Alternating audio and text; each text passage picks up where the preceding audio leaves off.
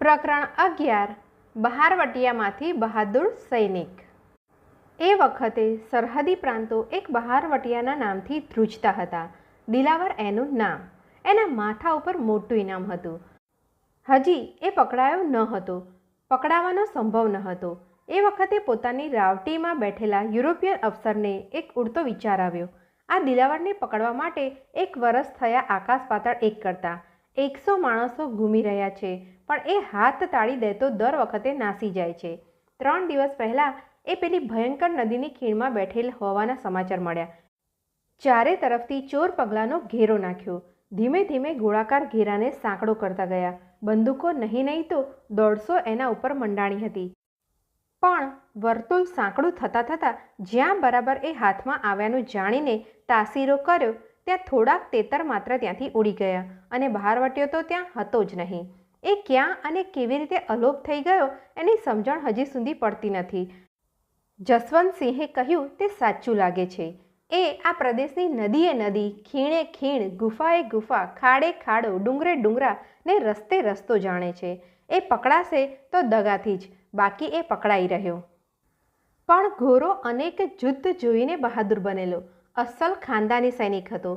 આવી દ્વંદ્વ યુદ્ધની મેદાની ને મર્દાનગી રમતમાં 100 માણસ છતે દગો રમવા પડે તો કદાચ દિલાવર પકડાઈ તો જાય, પણ એ એક બહાદુર માણસનું ખૂન કર્યા બરાબર ન કહેવાય। એક વખત આવેશમાં આવીને એણે એક ખૂન કરી નાખ્યું, પછી એ ભાગ્યો, પછી એ બહારવટે ચડ્યો। આવેશમાં આવીને ખૂન કરનારા ખૂની જ્યારે ઠંડી કાતિલ ગણતરીથી લિમિટેડ કંપનીઓ કાઢી પછી એમને લિક્વિડેશનમાં લઈ જઈ સેંકડો માણસોની અર્થપાયમાલી ને એ રીતે ઠંડી ખૂનરેજી સર્જી કાઢનારા એવા માણસો બાહોશ વકીલની વાચાળતાથી છૂટી જઈ સમાજમાં છૂટા ફરે, અને આવી વાતને જ્યાં ન્યાયનો વેશ પહેરાવવામાં આવે ત્યાં આ એક દિલાવર થાય છે, એ જ નવી નવાઈની વાત નથી લાગતી? અહીં તો ખરી રીતે સેંકડો દિલાવર ઊભા થવા જોઈએ, અને ઘેર ઘેર ઊભા થવા જોઈએ। જ્યાં ન્યાય મેળવતા નેવના પાણી મોભે ચડે ત્યાં દિલાવર જેવા બહારવટે ન ચડે તો બીજું કરે શું? પોતાની સૈનિક વિચારસરણીમાં એને લાગ્યું કે આ દિલાવરને શા માટે એક બહાદુર સૈનિકમાં ફેરવી ન શકાય? તેણે કાગળિયા બગલમાં માર્યા, પોતાની ચીરૂટ સળગાવી, રૂપોરી મૂઠની તલવાર કેડે લટકાવી ને પોતાના મોટા અફસરને મળવા ઉપડ્યો। ગોરામાં તુમાકી હતી, પણ શાંતિ અને વ્યવસ્થિત વિચાર કરવાની શક્તિ પણ હતી। અફસરે વાત સાંભળીને કહ્યું, જો લેમ્સડેન, એક વાત નોંધી લે, આ માણસ ખટસવાદીઓ હશે ને બહારવટું કરતો હશે તો એ તને ને મને બેયને વેચી ખાશે। મશ્કરી આપણી થશે ને મજા એ કરશે। પછી જેમ તને તારી અક્કલ સુજાડે તેમ કર। મુદ્દત ગણી ગઈ છે ને હવે આપણી નાલેશીનો વખત નજીક છે। ભૂલ ભરેલું પગલું ભરીશ તો આપણે બે નોકરી ખોઈશું ને ભેગા પડીશું। પણ મેં એને જોયો છે સાહેબ, એનામાં ખમીર છે ને અમીરાત પણ છે। તો ત્યારે કરીજો એક નવો નુસ્ખો, બાકી આ કાંઈ ઇંગ્લેન્ડનો ડીક ન હોય। ડીક ઇંગ્લેન્ડનો પ્રખ્યાત બહારવટીયો। લમ્સડેને એક વિશ્વાસુ માણસ શોધી કાઢ્યો, માફી આપ્યાની ચિઠ્ઠી, સારી નોકરીનું વચન અને વિશ્વાસ આપ્યા। લશ્કરી જીવનને ધોરણે નોકરીમાં આગળ વધારશે એ વાત પણ મુકાવી। એ બધા પ્રલોભન ને ગંભીર વચનથી દરેક શબ્દે શબ્દ પાડવાની બાઇબલ શપથની વાત એના મારફત એને પહોંચાડી, અને છેવટે એટલું પણ કહેવરાવ્યું કે એક વખત તું આવી તો જા, ન ફાવે તો તને સહી સલામત પાછા તારા ડુંગરાઓમાં જવા દેવામાં આવશે। એને છાવણીમાં આવી જવા માટે એક ખાસ સંકેત પણ મોકલાવ્યો। વચનની એ વખતે આજના જમાન કરતાં ઘણી વધારે કિંમત અંકાતી। શબ્દ તમામની શક્તિ અને પવિત્રતા બંનેનું હરણ કરનારા ન્યાયાધીશોને વકીલોના ભૂખ્યા ટોળા હજી દેશમાં એટલા વ્યાપક બન્યા ન હતા, એટલે દિલાવરે કહેવરાવ્યું કે એક વખત હું અચાનક આવી જઈશ, પણ જોજો તમારું વચન ફરે નહીં। એક દિવસ મદ્રાત ભાંગીએ એક માણસ સાહેબને મળવા આવ્યો। એ વખત તો કજ્જલ ઘેરી વાદળાની ઘેરાયેલી ભયંકર રજની હતી। દગો રમનાર માટે આના જેવી બીજી રાત શોધવી મુશ્કેલ હતી। એક પળભર તો ચોકીદારો પણ ચમકી ગયા। આવનારનો કરડો, ગરવીલો ને ડંખીલો ચહેરો એમને સ્થાન છોડવાની જાણે ના પાડી રહ્યો હતો, છતાં ચોકીદારોને સાહેબે કહી રાખેલો પેલો સંકેત શબ્દ એણે કહ્યો એટલે સાહેબને સમાચાર પહોંચાડ્યા। સાહેબ હજી જાગતા ઊંઘતા પડ્યા હતા। સાહેબ શયનખંડમાંથી બહાર આવ્યા, પોતાના તંબુમાં પેલા માણસને બોલાવ્યો। તે ધીમે ચોર પગલે સાવધાનતાથી અંદર આવ્યો। લમ્સડને એને જોયો, એકદમ ઓળખ્યો નહીં. કેમ? શું કામ છે? સાહેબ, તમે મને તેડાવ્યો હતો. મારું નામ દિલાવર. ઓહો, કહેતા લમ્સડેન ઊભો થયો. તેના હાથને હાથમાં લીધો, પાસેની ખુરશી પર તેને લઈ ગયા. ધીમે ધીમે બંનેની વચ્ચે વિશ્વાસુ વાતો ઉપડી. પણ તમામ બુદ્ધિશાળીઓ માટે શૂરવીરોના મનમાં જે અવિશ્વાસ હોય છે એ અવિશ્વાસ દિલાવરના દિલમાં બેઠો હતો. તેને શંકા હતી, ક્યાંક એ સપડાઈ જાય નહીં. મરવાથી એ ડરતો ન હતો, પણ દગાથી મરવું એને ભયંકર જણાતું હતું. પણ ગોરો જેવો બહાદુર હતો તેવો વિચક્ષણ પણ હતો. એને ખબર હતી આ આખો વર્ગ ભલે ક્રૂરતા અને ચપળતા વાઘની ધરાવે, પણ સમજણ તો એમની પાસે બાળકની જ રહેતી. એટલે એણે વિશ્વાસ પ્રેરે તેવા પણ મક્કમ અવાજમાં કહ્યું, જો દિલાવર, અહીં દગાની વાત નથી, પણ તારી બહાદુરીનો ઉપયોગ કરીને તને સારો સૈનિક બનાવવાનું મેં મોટા સાહેબ પાસે બીડું ઝડપ્યું છે. વેણ મારું માનીને અમારામાં ભળી જા. અમે તને પકડી શક્યા નથી, પણ પકડી નહીં જ શકીએ એવું બનવાનું તો નથી. તે દિવસે તારા પસ્તાવાનો પાર નહીં હોય. જિંદગી તે હોડમાં મૂકી છે. અમારી સાથે લડાઈના મેદાનમાં એને હોડમાં મૂકી દે તો એમાં તને ફાયદો થશે. તારા બૈરા છોકરા તને મળશે, શાંતિનો રોટલો તું રડશે. ભાગ્ય યોગ્ય વૃદ્ધાવસ્થા આવશે તો ટાઢે છાયે બેઠો કાવા કોફી પીશે, હુક્કો ગગડાવશે ને કેટલા માનપાનનું મૃત્યુ મળશે. વિચાર કરી જો દિલાવર.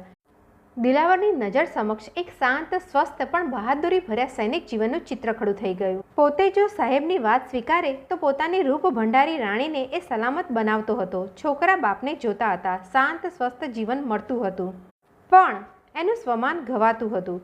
અને જો તારું માન છે તેવું ને તેવું રહેશે. તારા તરફ કોઈ આંગળી ચીંધે એ વાતમાં માલ નથી. પણ જવાબમાં ગોરાએ એક નિર્ભય, ઉપેક્ષા ભરેલું, મોટું, પડઘા પાડતું હાસ્ય સાંભળ્યું. હું અંગ્રેજનો સિપાઈ? ના ના ના, આ જન્મારામાં તો નહીં, 100 જન્મારામાં પણ નહીં. અંગ્રેજનો હું સિપાઈ? અને એ જવા માટે ઊભો થઈ ગયો.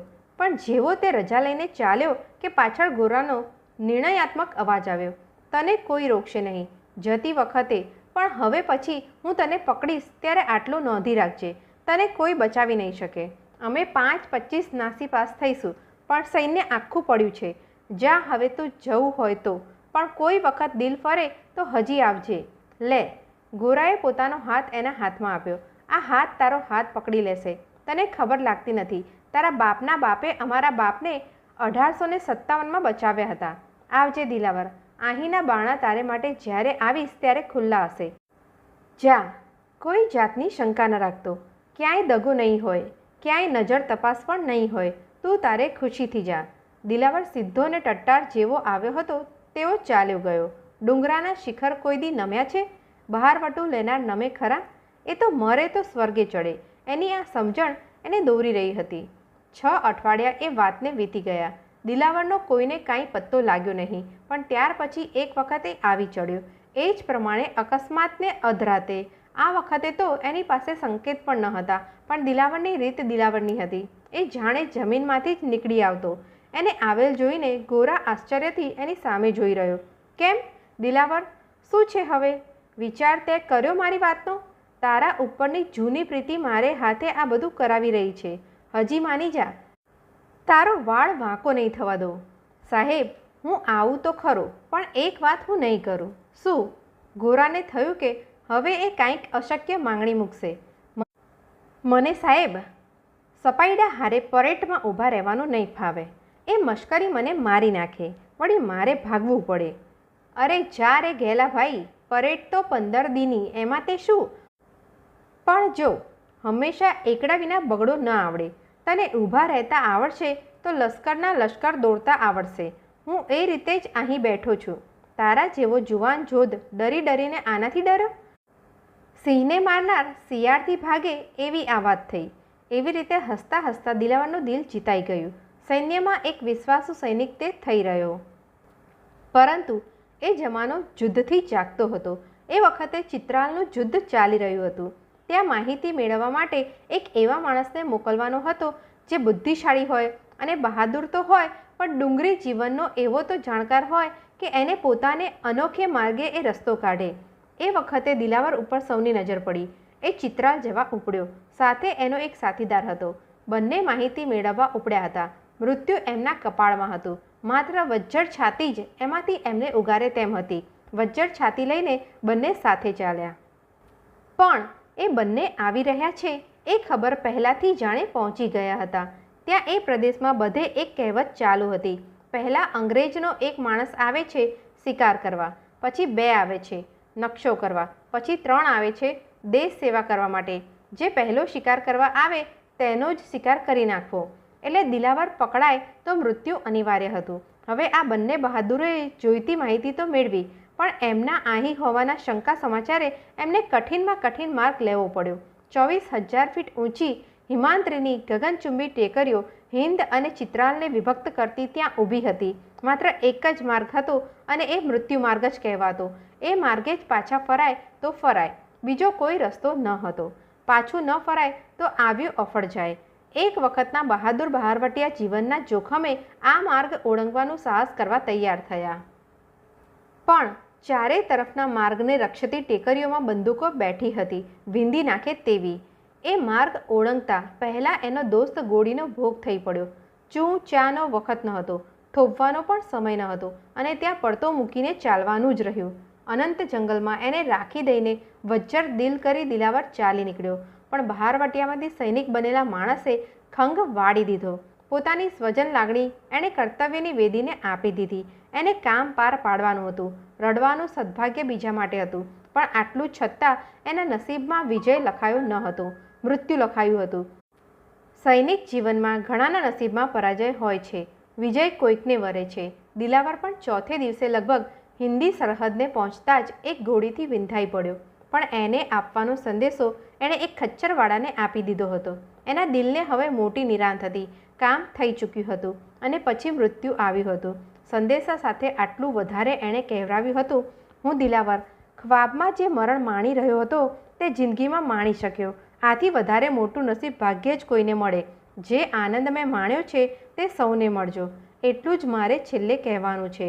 જેને બહારવટિયા તરીકે ફાંસીએ ચડાવવો પડત એણે સૈનિક તરીકે જીવન જીવી દીધું હતું, અને તે પણ એક મહાન કર્તવ્ય તરીકે.